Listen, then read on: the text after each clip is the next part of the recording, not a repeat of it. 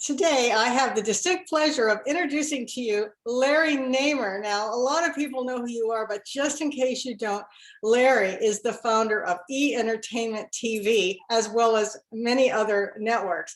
His career is so incredible that, Larry, I'm so grateful for you to be here today so you can share a little bit about where you started and where you're headed and all those good things. Sure. I grew up in Brooklyn, New York. The family were, immigrants, first and second generation immigrants, and their wish was for their children to get civil service jobs and get pensions and be secure and being able to pay the rent and doing all of that stuff. So I was the first person in the family ever to go to college, and whether I wanted to or not didn't make a difference. I was going to college, and my dad was pretty old school. He drove a Pepsi Cola truck, and he worked 3 jobs so that his kids will have a better life than he did. My mother worked for the Department of Social Services in New York and stuff like that. So very working class. I grew up in Coney Island, which I later learned was actually the hood. It didn't seem like that when I grew up, and I didn't realize we were poor until high school, and when I realized people had a lot more than we had. But it was cool, no drama, great parents, great growing up. It was a perfect place to be, and really no drama at all associated with that. So I graduated college with a degree in economics, and I was going to teach because that was the way to get my pension. And the city of New York put a ban on hiring because they had budget crisis. And so, here I was, with my economics degree saying, okay, now what do I do? So I had someone who was a friend who was associated with the electricians union in New York. And I talked to them and they said, well, if you just want a temporary job until you figure out what you do with that degree, you could go see these people. We just organized this thing called cable TV. He goes, I'm not sure what it is, but I'm sure they're hiring, and they probably would love to have somebody with who could read English. And so I went there and I did get a job. They hired me. It was a company called Sterling Manhattan Films. Wow. Which was owned by a guy named Chuck Dolan, who Chuck went on to start Cablevision Industries and HBO and that stuff.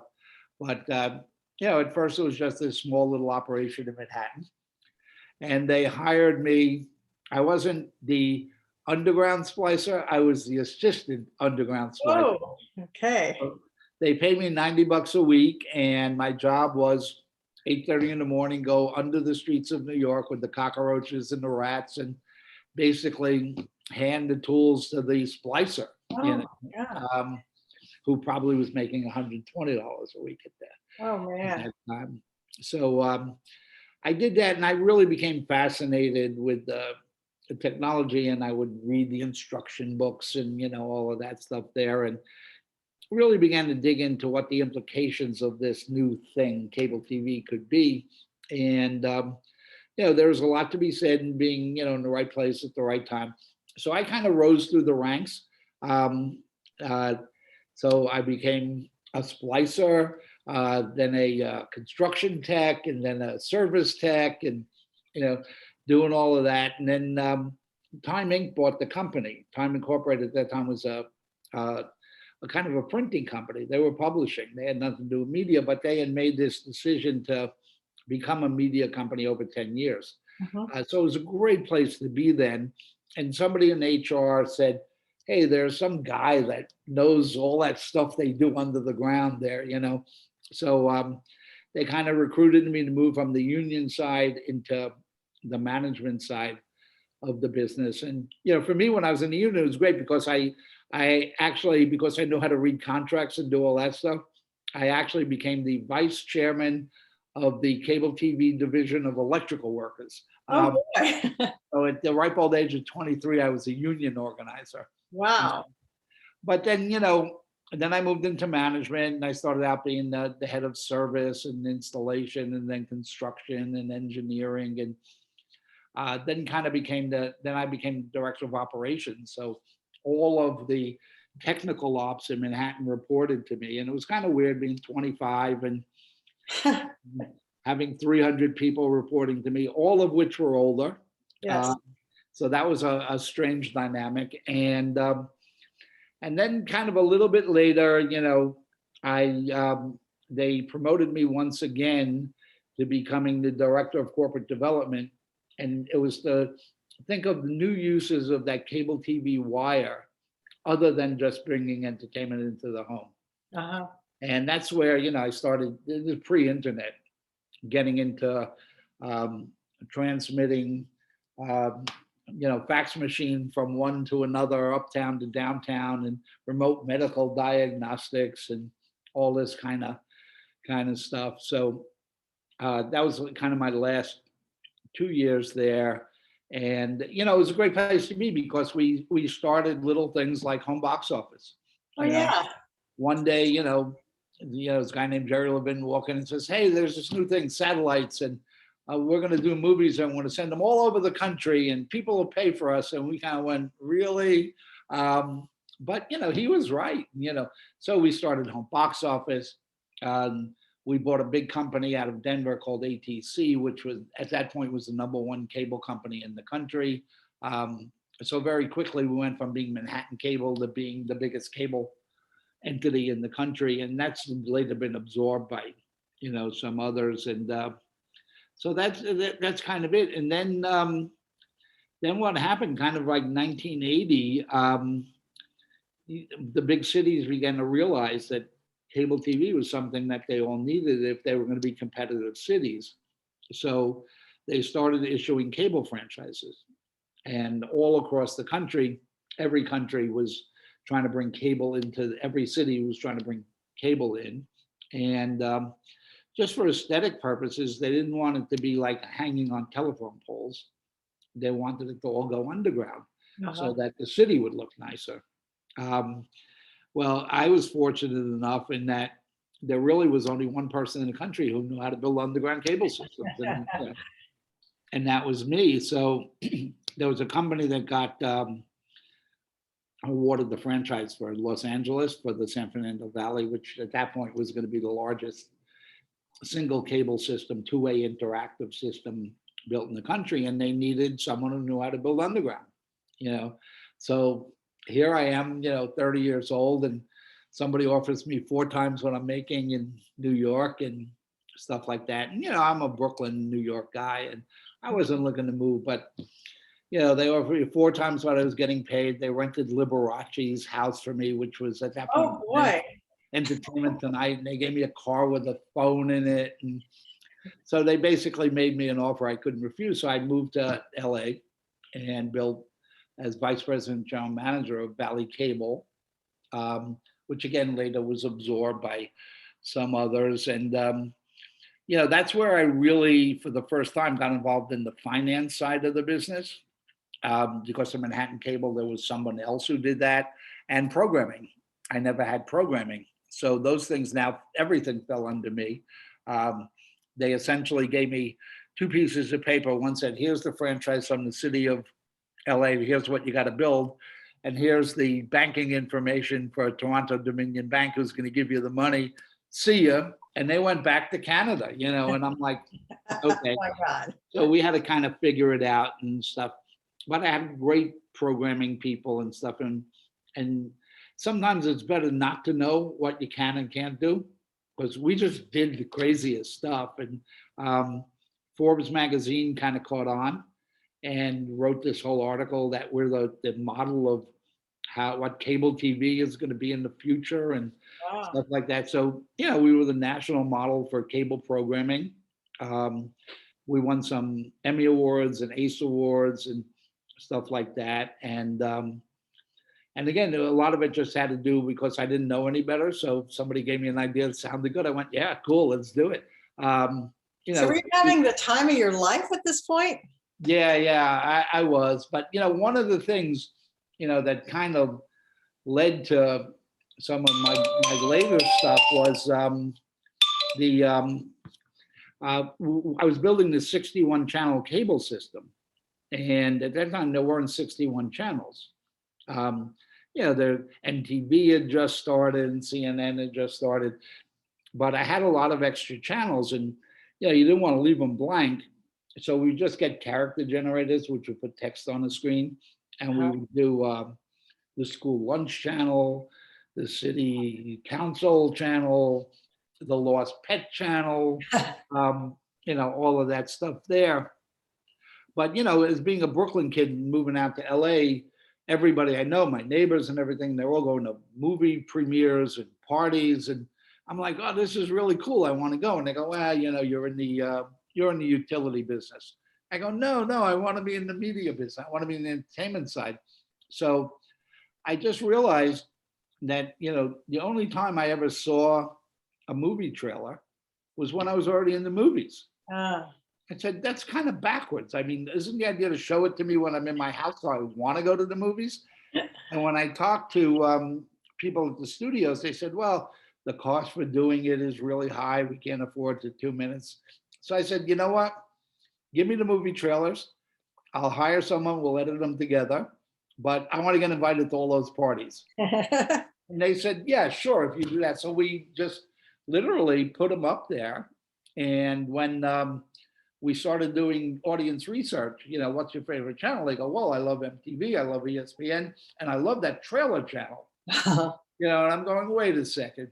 And I'm getting the best 2 minutes of a $50 million, then it was only 50 million. Getting the best 2 minutes of a $50 million movie for free. And people are saying it's one of their favorite channels. What eventually happened was the company that I worked for sold out and went back to Canada. And they were saying, oh, great, Larry, now come up, move to Toronto and be with us. And I went, well, I didn't go from New York to LA to go to Toronto. I said, I'm done with the cold. I'm staying out here. Right. So a friend of mine and I, Alan Marufka, Alan and I were always kicking around ideas. And we said, you know what, sometime the point will be right. We'll do something for ourselves and stuff. And so we kept kicking around ideas and we went, you know what? There's really not much of a difference if we look at MTV and you have a host that would literally point to a green screen and go, and Madonna has a new video and Michael Jackson has a new video. We said they're getting these videos for free and they're paying a host almost nothing to introduce the videos. We said, why can't we do the same thing with movie trailers? So therefore, we started out, the name of the company when we started was called Movie Time. So we would get all the studios we went to and said, can you give us those trailers? And they went, yeah, sure, we'd love to give you the trailers.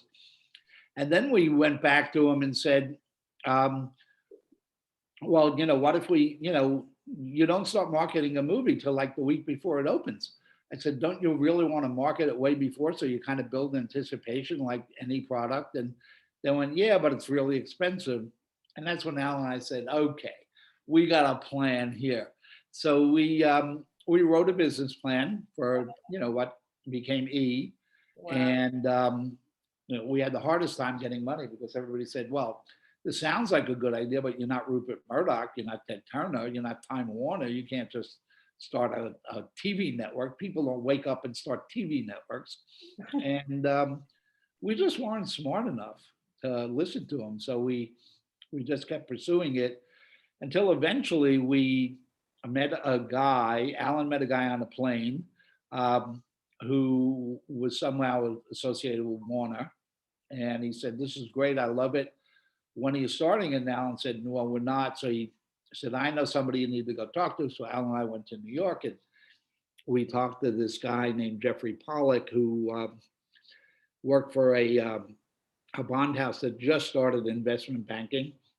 Young guy, and we walked in his office and, this is after 3.5 years of nobody giving us any money. Oh my God. And literally one of the pitch decks, pitch meetings that we went to, the guy in charge of the venture fund actually threw a book at my head and said, get out of here. How dare you insult my intelligence with this? Oh no. And so we walked into Jeffrey Pollack's office and he had movie posters all over the wall. And Alan and I just kind of looked at each other and went, this is strange. And then the guy was like, I love this. I used to be the entertainment reporter for my college newspaper and blah, blah, blah. how much do you need? We said, well, TV network now, somewhere between 60 and $100 million and whatever. He goes, well, I can't write a check for that, but I really want to do this. So we said, great, how much can you give us? And he went, well, I'm only allowed to write for $2.5 million.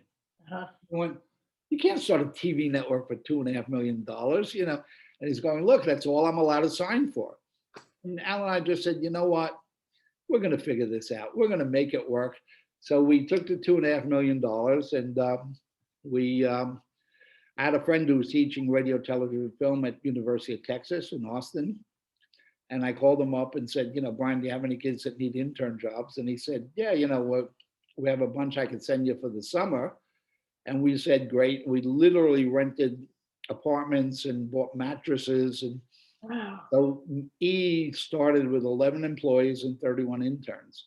Wow. And Brian wanted to kill me because half of the interns never went back.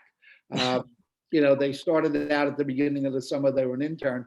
By the time, fall semester came around, they were vice presidents. Once we started, people would just go, oh, why did you tell us that's what you want to do? We would have given you that money 3 years ago, And so we were an instant success that took years to develop. And, once we launched, we were the fastest growing TV network, not just in America, but in the world. Wow. I think after the first year, we were in 14 countries. I think today it's like 142. Wow. Something like that. But, people say, were you surprised? And the answer was no, because Alan and we always said people love Hollywood gossip and Hollywood stories. So, how hard was that to figure out? Right. We don't think of that as being this great. The execution of it, I think we did really well and stuff. And we invented some great shows and found some great talent. But that's the way we did it. We found, some people say to me, well, you're lucky you had those great hosts at the beginning. 𝗏𝗘𝗏𝗏 went on to be Academy Award 𝗏𝗏𝗏𝗏. Julie Moran was the first woman ever to be the host of Wide World of Sports. Katie Wagner, Robert Wagner's daughter, went on to do Lifestyles of the Rich and Famous. Mark DiCarlo went on to do Studs and stuff. They all did amazingly well. But when people don't realize is to get those first 5 hosts, we put 7,200 people on tape because we realized with very limited budget, the thing that was going to make us, not that we're going to have the best production quality, was the host have to be, it was almost like the Mickey Mouse Club. You may not know exactly what's going to be on that day, but you knew you wanted to go home from school and be with those people. Right. So that's kind of the way we picked the hosts. And, they obviously all have gone on to do quite well. And, once we got going, we had a studio. And again, not having big corporate mentality, we were just having a lot of fun with it.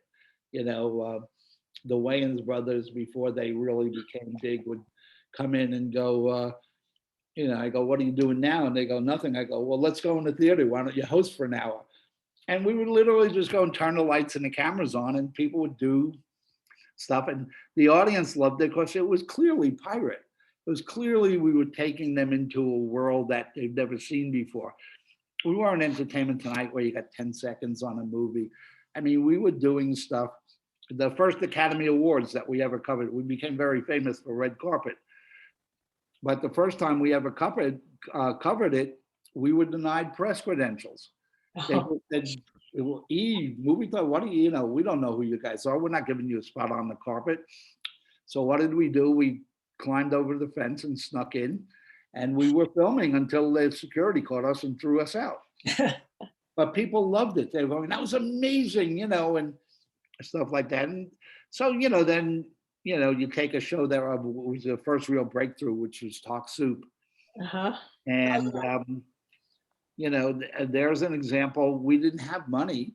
So we said, if we could get the best clip from a TV show and we get Greg Kinnear, we'll have Greg stand in front of the screen and go, and Maury Povich did this yesterday. So we do that. And people first looked at us. They said, wait a second, you've lost your mind. You want to do a TV show that makes fun of TV shows. And I was going, exactly, you got it. And they were going, that's like such a bad idea. but that show, talk show, for that bad idea ran 25 years. That's how long Talk Soup ran. Wow. And, then another one, Alan and I were in New York, and we're in an elevator with this tall guy, and he was telling us that he's this very popular radio guy. And we were like, yeah, of course, and then he said, well, come and watch my show. And we did. And, we went back and said, we got a great idea. We're going to put cameras in this guy's radio show. And we're going, guys, radio's been dead for 40 years. We go, no, you don't get it. This is like WKRP in Cincinnati. This is a sitcom in real life. And, there's a host and there's all these players that are part of, his team and stuff, and that guy was Howard Stern. Obviously Howard's gone on to do bigger and better things, but, we had Howard for 7 years. Wow. And we put cameras in his studio, and it was amazing. People couldn't get enough of it. And then we got a little money, once we got going, we got a little money. We started doing Hollywood True Stories and Wild on E and, those kind of things. So anyway, that's the E story. Boy, you just blazed a trail, that's for darn sure. How fun was that? It was, amazingly fun. It was great. I think out of the people that were with us at the beginning, and again, remember, we were very small. I think 7 of the people that started with us went on to become presidents of TV networks. Oh my gosh, wonderful. Which, it was fun, but for me to see people who started with me, because I couldn't get another job, become the president of TV networks was amazing. Yes, how wonderful. And so after E, you sold E, right? And then what happened? Yeah, we sold E to Comcast, and people say to me, they go, why are you sorry you sold it? And they go, no, for me, it was all about being creative, and the company grew so big, and, we had all these big cable companies that came in as part of our ownership group. And I was spending all my time dealing in board meetings and all the stuff that I just hated doing. So we had sold it. I said, that's it, I'm retired, I got enough money, I don't have to do anything. I think 2 days or 3 days of trying to learn how to play golf was about all I could take. And I said, I can't do this. And a friend of mine was a lawyer, and he had some clients that were looking at doing some deals in Russia or the Soviet Union at the time. And he said, Larry, some of this is media. Would you go there with them and tell me if you think it's real? And so I went to Russia with them, and the deal they were looking at didn't make any sense. But I met the mayor of St. Petersburg, who said, would you help me start a charity to raise money for the Children's Hospital and the orphanage? And I was like, well, I don't know how to do concerts. I don't do music. And he goes, well, you got to know more than I do. And we went, yeah, okay. So we started this thing called the White Nights Festival, which is now in its 30th year, 31st year. Wow. But, in order to get people to do it, I had to do a lot of song and dance. So, the most famous story is like with David Bowie, going, David, would you come and play this charity for kids? No. Why, David? It's too cold there. It's too far. I don't like the food. I don't like the people. I'm not drinking, blah, blah, blah. So I said, what would it take you there? He goes, well, really nothing. He goes, I'm not getting on a plane to go play another, concert hall. I said, what if it's not a concert hall? He goes, what do you mean? And I said, I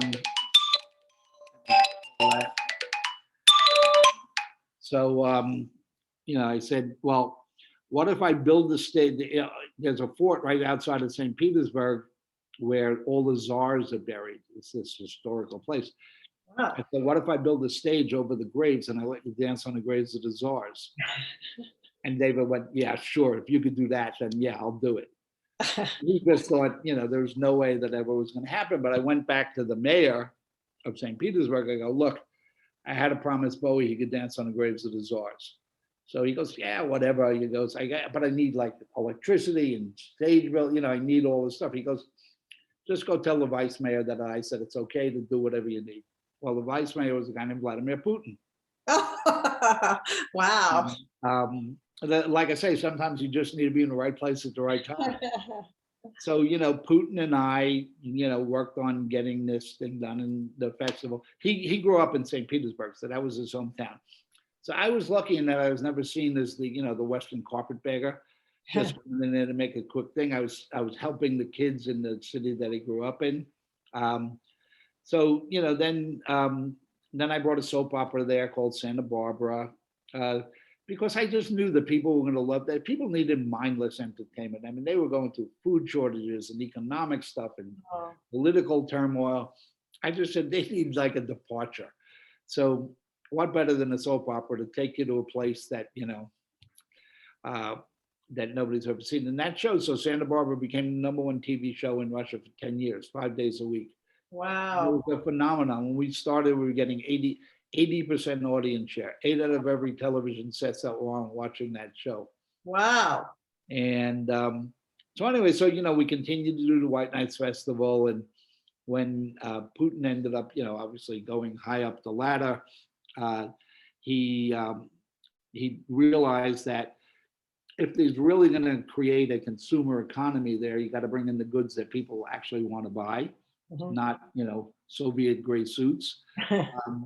And so they asked me to work with the Minister of Communications on rewriting regulatory environment, writing the regulations, so that Western marketers could come in there and feel like it was a little bit familiar and a little bit comfortable I see.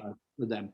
So I had done that, and then I kept doing it, and then the Chinese government realized that they need to do the same thing. If they're going to build a consumer economy, you got to bring in the goods people want to buy, and it's the Gucci's and the Pradas and Ford and Mercedes and all of that stuff.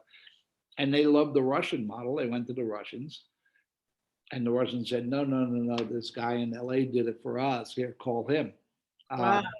So I got called by the Chinese government, the second level down, the guys who really run the day to day, and they went to Stanford and Yale and Harvard and stuff like that. So they were pretty westernized. Yeah. Not that they don't believe in the cause there, but they're not the heavy duty doctrine guys. They're very practical. And so I work with those guys on doing the regulatory stuff, and working with, actually kind of funny, I work with young TV executives on the process of creativity for profit, Wow. which was the way they described the task. And and then they said, why don't you start a little media company here so we could learn from you? And I said, well, because you don't let Western media companies in here. And they went, well, we don't let the ones we don't like. I go, well, why are you being so good to me? And they said, look, at the end of the day, we have a fight with Rupert Murdoch. It ends up on the front page of the Wall Street Journal. We have a fight with you. We go out for drinks. We scream and yell at each other, but the next day we're okay. I said, for now, that's the way we'd rather do it. And I said, you know what? That's actually a pretty honest approach there. So I said, sure. So I started a media company in China. And it's still going. 10 years now, we're an experiment. But we do internet content. We do drama, sitcoms, reality shows, you name it. We do some feature films there. We're doing some fun stuff before the pandemic hit, but we had to put some of that stuff on hold. But it's actually, one of the things people say, well, you must be so proud of E. And yeah, of course I'm proud of E, but people think it's my proudest moment, and it's actually not, because my proudest moment was I decided that I was going to start writing comedy, which I've never done before, and comedy is not easy. And especially in a country that you didn't grow up in a language you don't really speak. Right. So I wrote a comedy about the contradictions of modern Chinese life. Wow. What happens when you have incredible economic growth in a short period of time, and people's social skills don't grow as quick as their bank account? It's the guy wearing a Gucci shirt and Prada pants and driving his Range Rover, and if you have it, wear it kind of mentality. So I wrote a comedy called Return to the Village of Good Fortune, about a guy who grew up poor, made it big in the new changing China, and then realized in the big city his family had no they really didn't get it, that there was more to life than just how much money you had. So Right. he sells his company and he moves back to the village that he grew up in. So it's old China, new China, rich China, poor China. And with that one, it was really interesting because it ended up getting nominated at the Asia TV Awards in the best sitcom category. Wow. And that year it was the only comedy from China nominated. Wow. The irony is the funniest TV show in China is written by a New York Jew. And that show ran 70 episodes, 70. You know, My. just crazy. And, you know, and at first they just were just totally thrown by my ideas, but then they go, the whole show, I needed somebody to be fair. And I realized it couldn't be the people from the village or couldn't be the people from the city. So I just decided that when they moved to the farmland, there's a donkey who knows how to talk. So the whole show is narrated by a donkey who just thinks they're all crazy. Wow. So that was, you know, to me, that's an amazing accomplishment to figure out, you know, people love Hollywood gossip. Yeah, you know, we did it, but, you know, I don't find that so surprising. Right. The comedy in Mandarin is surprising. Wow. So did you have to get an interpreter or did you actually learn Mandarin? Well, I learned a little bit of Mandarin, and you've never heard Mandarin spoken until you've heard it spoken with a Brooklyn accent. It sounds like it's right out of a gangster movie. But no, I had seven writers that I work with, all women, because I have this theory that Chinese men are just not funny. My sense of humor is silly, you know, as you can see from some of the early stuff. And guys just don't get it. You know, they think they need to be so buttoned up and whatever. And, you know, the women were much more open to it. And, you know, they were bilingual. So, you know, made it easy and stuff. And they wrote. And then once they kind of caught on that being silly was okay, they got sillier than me. I mean, you know, they were going, wait a second, you know, first where they were like, Larry, you know that donkeys don't talk, right? And I'm going, yeah, okay, I do know that. And, you know, by the end, they were saying, okay, well, if this donkey came from Mexico, now living in Kunming, he must be cold. So they had a contest where the women in the village, some would knit them Harvard sweaters and the other would knit them Yale sweaters. And so they just took it from me and ran with it, you know, 10 times further than I was going. So did that get translated to English or no? No, it just plays in played in Mandarin. And like I say, it ran 70 episodes, 70, which is just crazy. Maybe it's time to bring it here. I think it sounds fascinating. It was pretty fun, you know, but it's based a lot on, you know, me growing up with things like Petticoat Junction and Beverly Hillbillies, you know, kind of smashed them all together. Yeah, I grew up with all that stuff too. Absolutely. Wow. So did you actually move there or how did you do all this? Well, I took an apartment, so I lived there, you know, probably half time, and I would go back. I was probably spending 60% of my time in China at the beginning.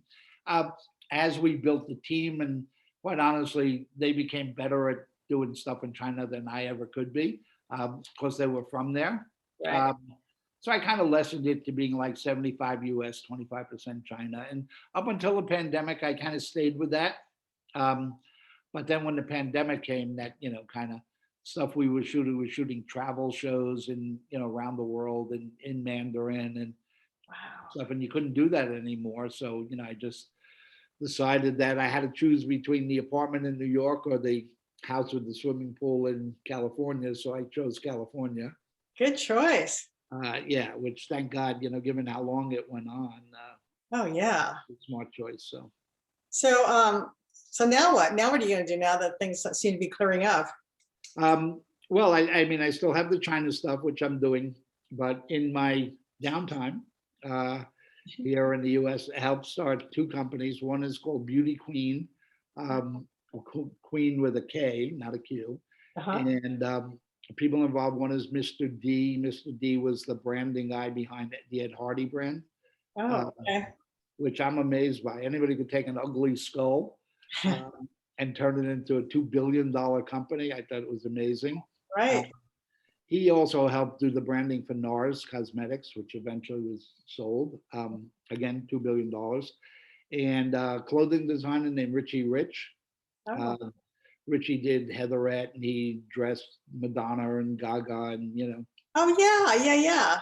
all of that. And so those two guys they wanted to do this platform for the LGBTQ community, which really focused on makeup, Oh wow. makeup for boys and girls, stuff. And they needed somebody who understood how you translate their vision into a media project. So I joined them in helping them get Beauty Queen going. It actually launches in 2 weeks. It'll be up on the internet as beautyqueen.com.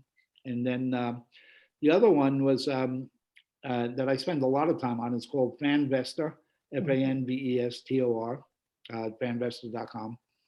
And that was meant to be a financial technology platform that connects celebrities and fans together in projects. So it's everything from sports, esports, music, television, film, art, fashion. And then within first and foremost, securities. So that if a celebrity wants to start a new company and allow fans to buy into that company, we're actually licensed to sell stock. Wow. Collectible e-commerce, where a celebrity could come up with a new product, offer it first to their fans on a collectible basis before they go mass market. Charity fundraising. Every celebrity's got a charity that they want to do, so we do that. And then the other thing we're adding now is, and the big rage in the financial world of these things called NFTs, non-fungible tokens, which is just crazy stuff, and so we're adding NFTs to it. And then we do sweepstakes and auctions and charity, specialty destinations and stuff like that. So I've been the one that's been, so it's a guy named Michael Gollum. Michael is comes out of the financial world. 𝗦𝗢𝗥𝗘𝗏𝗏 comes out of the Silicon Valley tech world.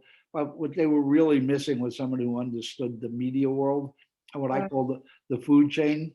Uh-huh. You don't just go to a celebrity and tell them what you want them to do, because you'll never get a deal done. There's lawyers and there's agents and there's managers and accountants, and unless you really could figure out how everybody on that food chain is going to eat, no deals ever get done. So you really have to take this kind of broad approach to how to get a deal done with any celebrity. Just saying, here's how you can make an extra $1 million, that alone doesn't do it for them. Uh-huh. That's so brilliant though, right? Because the fans want to feel a connection with the celebrity, right? And so it's a quick way for them to raise money before they ever go further, right? Yeah, I mean, just look at the Kardashians, and they became a $1 billion business, and cosmetics and fashion and all that stuff. George Clooney started a tequila company and made $500 million or some crazy number and stuff. So when you attach a celebrity to a product, they could use their social media clout to basically bring down the marketing costs so low that they are competitive with anybody. I mean, Kardashians, if they do one tweet, 1 million people are doing whatever it is that they will ask them to do. So amazing. Yeah, so that's kind of it. That's what I've been up to. Wow. Well, that's great. I hope you're writing a book or have written one. You need to do that too, right? Well, it's funny because a lot of people keep saying that to me, and I've always had this one thing going. I'm not ready to write the book because I don't know the last chapter yet, nor am I willing to admit that there is a last chapter. Because every day I wake up with like 10 new ideas. I mean, I'm sure tomorrow I'm going to have 2 more new ones. And but the one thing that actually intrigues me, when I'm not doing crazy television, my real passion is cooking and food. I'm a crazy cook. I buy a cookbook a month from Amazon. I read it from cover to cover and stuff like that. And that's kind of, it's what keeps me sane. It's kept me sane, not just through the pandemic. 6 o'clock, I begin to think, okay, dinner, and I start to plan it out. And I make myself these elaborate, I'm alone, I'm alone. I'm a bachelor in LA, and I come up with, my fabulous dinners that I cook for myself and stuff like that. But somebody suggested to me, they said, why don't you do a cookbook taking the various phases of your life and kind of doing it? So I would have the Brooklyn years, the Manhattan cable years, Oh, the yeah. San Fernando Valley years, the years, the China years, the Russian years, that kind of stuff, which that actually does intrigue me. I have a great cookbook to recommend to you. It's called Forks, and maybe you know him. His name is Alan Carl. He rode his motorcycle for 3 years, 5 continents. He was gone for 3 years. Yeah, right. Yeah. Mm-hmm. Yeah, and he's got it's a beautiful book with lots of all his photography, and he's got recipes from all over the world. Yeah, no, that's a good one. So yeah, so if I do a book, it's going to be in the form of a cookbook. That's a great idea. So. Wonderful. Well, thank you so much for your time and your story. It's just it's so intriguing. Thank you so much. All right. Well, I hope you enjoy whatever you're going to cook this evening. All righty. Take care. Yeah, thanks. Bye. Bye-bye.